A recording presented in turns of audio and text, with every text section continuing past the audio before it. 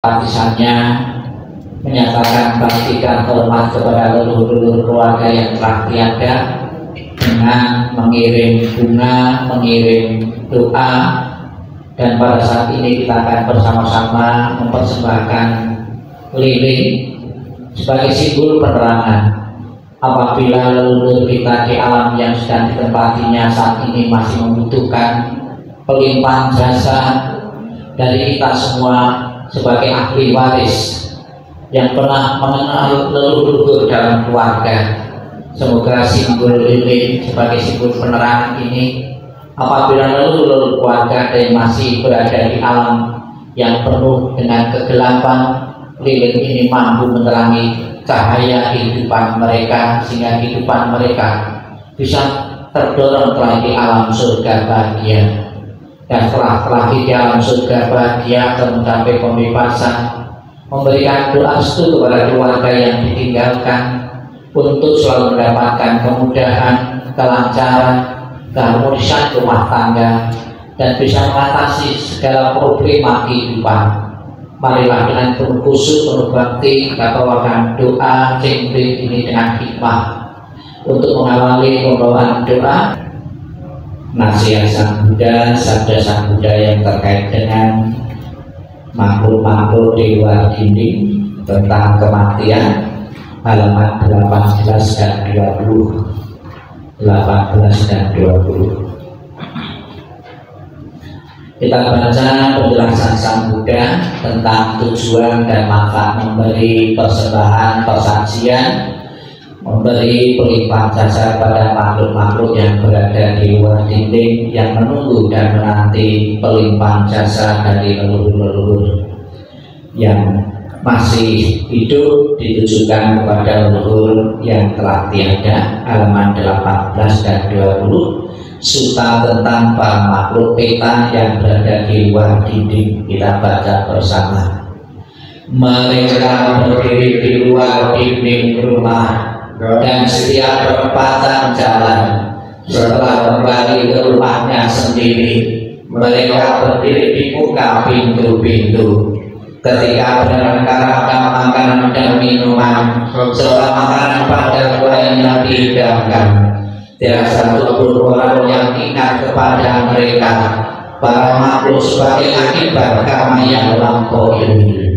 Demikianlah mereka yang berbelas kasih memberikan kerabatnya minuman dan makanan murni yang berlimpah tepat pada waktunya. Semoga ini semua menjadi milik para kerabat. Semoga mereka berbahagia. Dan setelah mereka berkumpul di sana, para kerabat yang telah meninggal pun berkumpul. Mereka bergembira sepenuhnya akan makanan dan minuman yang berlimpah ruah. Semoga para kerabat kalian berusia panjang. Mereka lah yang menyebabkan kita pulih keuntungan ini. Penghormatan telah diberikan kepada kita, tiada pemberi tanpa pahala. Karena di sana tiada pertanian dan tiada peternakan, tiada perdagangan, tiada transaksi jual beli dengan uang. Maka dengan pemberian dari sini, mereka yang telah meninggal dapat hidup di sana. Bagaikan air di bukit mengalir menuju ke bawah, demikianlah pemberian yang telah diberikan dari sini bermanfaat bagi mereka yang telah meninggal.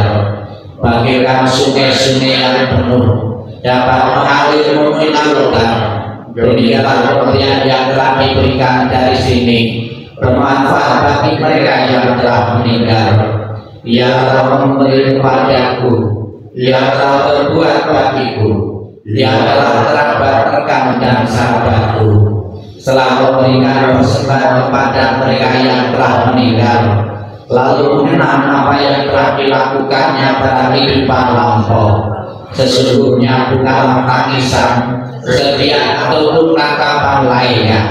Demikianlah para kerabat berdiri di sana tanpa manfaat mereka yang telah meninggal, dan persembahan yang telah diberikan guna menopang sangga ini sesungguhnya demi kepentingannya akan menimbulkan manfaat untuk waktu yang lama. Kewajiban kerabat yang telah diterangkan ini adalah penghormatan yang telah dilakukan dengan sempurna kepada mereka yang telah meninggal, kekuatan yang telah diberikan kepada para bidu dan pahala besar yang telah kalian capai. Halaman 22. Kita baca bersama-sama syair tentang 3 surat universal. Semua yang terbentuk dikatakan, bila dengan bijaksana orang melihatnya, maka duka tidak akan ada lagi. Inilah jalan untuk mencapai kesucian. Semua yang terbentuk adalah duka. Bila dengan bijaksana orang melihatnya, maka duka tidak akan ada lagi. Inilah jalan untuk mencapai kesucian. Segala sesuatu adalah bukan aku. Bila dengan bijaksana orang melihatnya, maka duka tidak akan ada lagi. Inilah jalan untuk mencapai kesucian. Di antara orang banyak, hanya sedikit yang sampai di pantai seberang. Sebagian besar manusia bermudik di saat pantai sebelah sini. Tetapi di antara orang banyak, hanya mereka yang melaksanakan damai yang telah dibabarkan dengan jelas dapat menyeberangi alam kematian yang sukar diatasi. Orang bijaksana akan melenyapkan kegelapan, terlatih dalam cahaya terang. Setelah menjalani hidup tidak berkeluarga, berusaha keras untuk menikmati hidup dalam kesunyian. Mereka yang menginginkan cahaya terang yang hakiki seharusnya meninggalkan kesenangan dunia. Tanpa memiliki harta dunia, ia harus membersihkan batinnya. Orang bijaksana demikian telah memiliki bodi, batinnya telah berkembang sempurna, telah menyiapkan kelengkapan, bahagia dengan pikiran tanpa kelengkapan. Mereka yang bebas dari kekotoran batin tetap bersinar terang mencapai ibadah dalam kehidupan ini. Halaman 24. Syair seumpama gunung, nasihat Sang Buddha tentang kematian, tentang ketidakkekalan yang berlaku bagi siapapun tanpa kecuali. Kita baca bersama-sama 24 syair seumpama gunung. Bagaikan batu karang yang besar, puncaknya menjulang ke angkasa, bulu badan hancur karena pengikisan dari 4 arah. Demikian pula kelakuan dan kematian menguasai semua makhluk. Apakah dia ksatria, brahmana, pedagang, pekerja, kasta buangan maupun pembersih jalan, tidak seorang pun yang akan terbebas. Semuanya pasti menemui kematian. Dalam hal ini tidak ada tempat bagi gajah-gajah, pasukan maupun prajurit. Tiada satu pun dengan mantra perang atau kekayaan dapat mengatasi kematian. Sebab itulah para bijaksana setelah melihat manfaat kebajikan bagi dirinya, maka mereka memperkuat keyakinannya kepada Buddha, Dhamma, dan Sangha. Siapa saja yang melaksanakan Dhamma dengan baik, dengan pikiran, ucapan, dan perbuatan, orang itu sangat terpuji dan setelah meninggal ia berbahagia di surga. 24. Perenungan pada kehilangan orang yang kita cintai. Kita baca bersama-sama. Harta dan kekayaan apapun yang ada, pelayan, pegawai, dan semua yang saling bergantung, semuanya harus ditinggalkan ketika kita mati. 26. Tetapi apapun yang dilakukan seorang melalui tubuh, ucapan, atau pikiran, itu semua adalah miliknya. Itu semua yang dibawanya, dan itu semua yang mengikutinya laksana bayang-bayang. Semua yang hidup pasti mati. Kehidupan berakhir dengan kematian. Kesejahteraan makhluk tergantung pada perbuatannya, memanen hasil dari perbuatannya sendiri, baik perbuatan baik maupun yang buruk. Mereka yang melakukan perbuatan buruk akan pergi ke alam sengsara, dan mereka yang melakukan perbuatan baik akan mencapai keadaan alam penuh kebahagiaan. Oleh sebab itu, biarlah semua orang selalu lakukan perbuatan yang baik untuk tabungan kehidupan yang mendatang. Perbuatan baik membawa kebahagiaan di masa depan. Hidup tidak pasti, kematian adalah pasti. Dibaca, tidak kekal adalah sifat segala sesuatu yang berkondisi. Mereka muncul dan lenyap. Setelah muncul, mereka akan musnah kembali. Dengan tercapainya keseimbangan, maka tercapailah kebahagiaan. Tidak berapa lama lagi tubuh ini akan terbaring di tanah, tersia-sia yang tidak memiliki kesadaran, tak berguna seperti batang kayu. Dia kematian datang tanpa diundang. Dia telah memisahkan kehidupan tanpa persetujuan. Seperti datangnya, demikian juga cepat perginya. Maka ratapan apalah yang dapat di sana? Orang yang berpikiran bijak menyiksa dirinya sendiri dengan berpikir, aku mempunyai anak-anak, aku mempunyai kekayaan. Jika dirinya sendiri bukanlah miliknya, kapankah pernah ada anak atau harta yang jadi miliknya?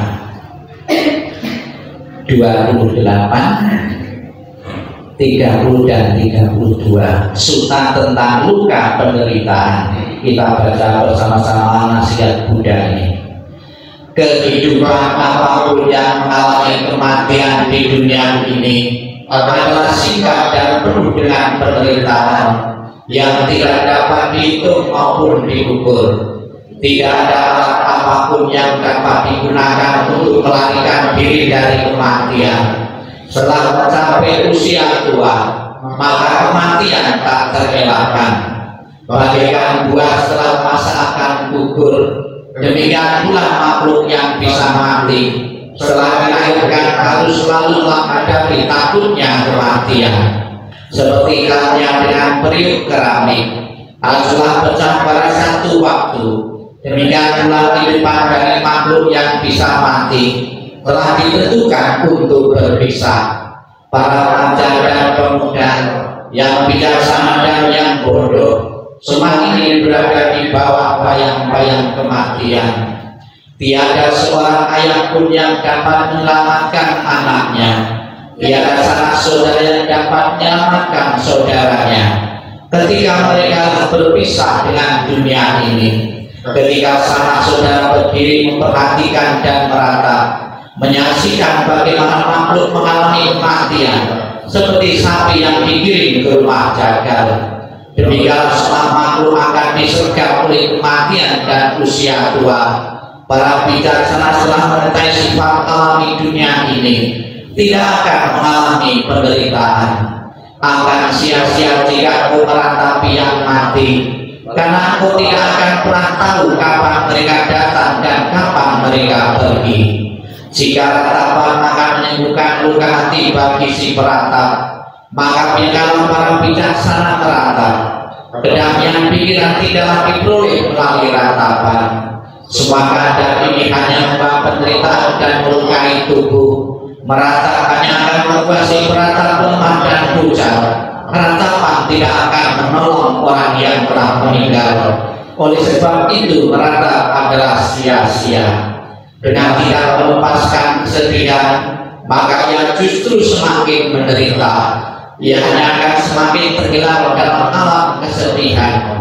Lihatlah bagaimana orang-orang yang terlahir di dunia ini sesuai dengan karmanya harus gemetar di bawah bayang-bayang kematian. Dengan cara apapun manusia berpikir tentang segala sesuatunya, semuanya itu terjadi kebalikannya. Itulah sifat alami yang berlawanan dari segala sesuatu. Dengan demikian telitilah sifat dunia ini. Walaupun misalkan seorang dapat hidup 100 tahun atau lebih, ia harus tetap meninggalkan kehidupan ini dan pada akhirnya kehilangan teman dan sanak saudara. Oleh sebab itu, dengan mendengarkan para bijaksana dan orang suci dan memandang orang yang telah meninggal, kendalikanlah kesedihanmu. Renungkanlah keberangkatan dari orang yang kau cintai dengan berpikir bahwa perpisahan adalah hal yang wajar. Laksana seseorang berusaha memadamkan rumah yang terbakar dengan air. Demikian pula penyegalah orang yang teguh dan bijaksana menyingkirkan penderitaan secepat angin meniup segenggam kapas. Biarkanlah seseorang yang menemukan kebahagiaan dirinya membuang luka dari ratapan dan penderitaan yang ditanamnya sendiri. Setelah membuang luka itu dan sampai ketenangan batin, ia akan terberkahi dan terbebas dari penderitaan, mengatasi semua kesedihan. Tak lupa kita panjatkan doa untuk keluarga-keluarga yang ditinggalkan, semua bebas dari halangan, rintangan dan karma-karma buruk, dan bebas dari mimpi-mimpi yang buruk. Dibuka halaman 32, syair kebahagiaan untuk sanak keluarga. Kita baca bersama-sama. Semoga seluruh kemalangan, kesulitan dan tanda-tanda jelek, berbagai bencana, penyakit, pengaruh jahat, kegagalan, semua ancaman bahaya, ketakutan, mimpi buruk yang tak diinginkan, semoga selalunya berkat kekuatan Buddha. Semoga seluruh kemalangan, kesulitan dan tanda-tanda jelek, berbagai bencana, penyakit, pengaruh jahat, kegagalan, semua ancaman bahaya, ketakutan, mimpi buruk yang tak diinginkan, semoga selalunya berkat kekuatan Dhamma. Semoga seluruh kemalangan, kesulitan dan tanda-tanda jelek, berbagai bencana, penyakit, pengaruh jahat, kegagalan, semua ancaman bahaya, ketakutan, mimpi buruk yang tak diinginkan, semuanya lenyap berkat kekuatan Sangha. 34. Pansukulagata, kita baca dulu terjemahannya. 34. Segala sesuatu yang terbentuk tidak kekal adanya, bersifat timbul dan tenggelam. Semua timbul akan hancur dan lenyap, bahagia timbul setelah gelisah lenyap. Semua makhluk akan mengalami kematian. Mereka telah berkali-kali mengalami kematian dan akan selalu demikian. Begitu pula aku pasti mengalami kematian. Keraguan tentang hal ini tidak ada dalam diriku. Kita lanjutkan draft 34 Pansukulagata untuk membersihkan air di pelita-pelita. Dan Bapak Ibu Saudara kalian yang hadir, kita lanjutkan Pansukulagata. Apabila nanti belum selesai, diulang dari awal lagi Pansukulagata. Oh,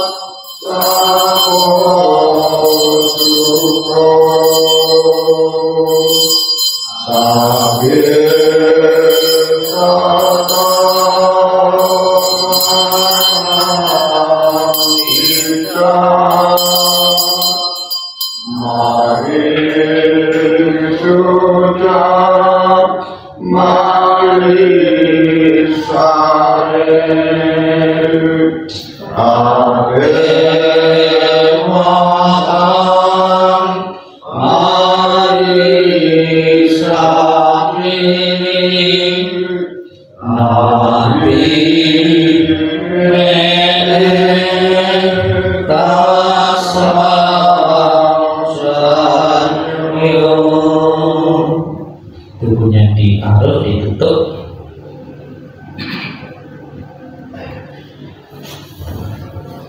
Marilah kita lanjutkan dengan mendengarkan sabda Buddha yang terkait dengan pengorbanan, dengan kasih sayang orang tua maupun leluhur kita yang telah tiada, dengan selalu mengenang jasa dan pengorbanan orang tua leluhur kita yang telah tiada. Semoga dalam benak masing-masing bertekad ingin membalas kebaikan dan pengorbanan dari leluhur kita itu dengan selalu menjaga nama baik keluarga, menjaga garis keturunan kita sebagai ungkapan bakti dan hormat kepada leluhur yang telah tiada. Sikap hening, sikap merenung dimulai. Inilah yang disabdakan oleh Sang Buddha. Kematian dari orang yang dicintai sukar terlukiskan penderitaannya, tetapi berpisah dari yang dikasihi juga sangat menyakitkan. Bila orang tua berjalan, bila anak berjalan jauh, orang tua merasa khawatir di kampungnya. Dari pagi hingga malam hatinya selalu bersama anaknya. Air mata berderai jatuh dari matanya, seperti monyet menangis diam-diam. Demikian dalam cinta orang tua pada anak-anaknya. Sedikit demi sedikit hatinya hancur. Alangkah besarnya kebaikan orang tua dan gejolak emosinya. Kebaikannya mendalam dan sukar membalasnya. Dengan rela mereka menderita untuk kepentingan anaknya. Bila anak bekerja berat, orang tua pun merasa tidak senang. Bila mereka mendengar bahwa dia berjalan jauh, mereka khawatir pada waktu malam sang anak berbaring kedinginan. Bahkan kesakitan sebentar yang diderita putra dan putrinya akan menyebabkan orang tua lama bersusah hati. Kebaikan orang tua adalah besar dan penting. Perhatiannya yang lemah lembut tidak pernah berhenti. Dari mereka bangun pagi, pikiran mereka adalah pada anaknya. Apakah anak-anak dekat atau jauh, orang tua selalu memikirkan mereka. Sekalipun orang tua hidup untuk 100 tahun, dia akan selalu mengkhawatirkan anaknya yang berumur 80 tahun. Inginkah Anda mengetahui bilakah kebaikan dan cinta yang demikian itu berakhir? Ia bahkan tidak berkurang hingga akhir hidupnya.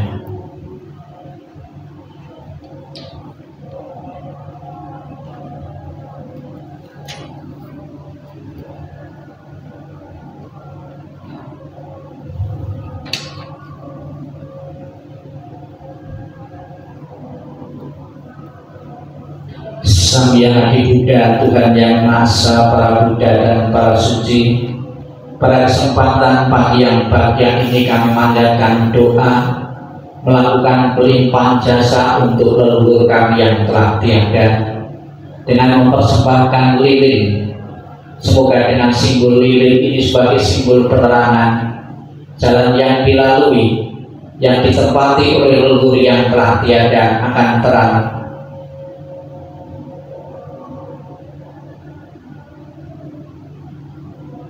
Sabi sata bawantus ditata, semoga semua makhluk hidup berbahagia dan sejahtera. Sikap ning sikap merenung selesai. Sadu sadu sadu.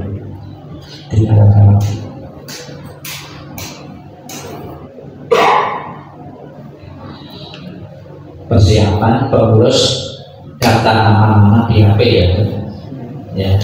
Kita akan info bersama-sama di tengah info. Nanti saya kasih yang bakal membaca satu persatu nama-nama ya. Ini Bapak Ibu yang hadir ikut info ya, dibaca yang jelas ya.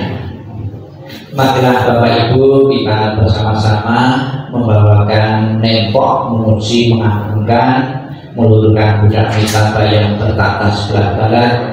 Sekiranya leluhur kita yang hari ini kita doakan masih ada yang berada di alam penderitaan, dengan doa, dengan pelimpahan jasa yang akan kita lakukan ini, leluhur kita benar-benar terdorong dari alam bahagia. Kita nempok untuk mengiringi pembawaan doa kelahiran kembali. Salam cinta kasih Buddha Amitabha Buddha dan mengingat budi ayah Bunda. Setelah selesai doa, nanti saya kasih yang berapa membaca, mendengarkan nama-nama yang akan dibacakan oleh pengurus manusianya. Marilah kita nempok terlebih dahulu, tangan berandal di depan dada sambil mendengarkan doa kelahiran kembali.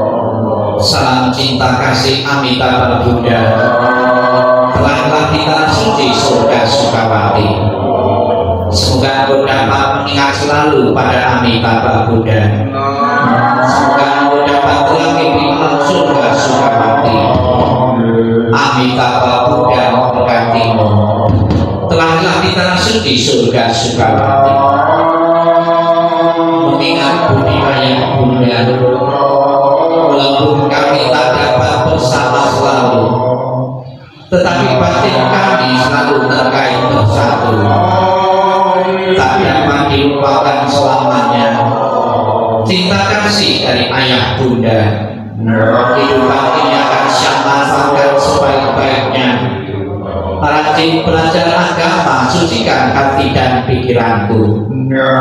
Selalu ingat dan perusahaan balas besar budi ayah bunda, membangkitkan kebajikan dalam diri sendiri dan semua orang, dan setiap kehidupan dalam diri sendiri dan semua orang. Hanya yang bunda yang terbaik di dunia ini, anak yang mempunyai ayah bunda bagikan mustika, dalam pelukan ayah bunda kebahagiaan tak tertinggal. Dibaca satu-satu.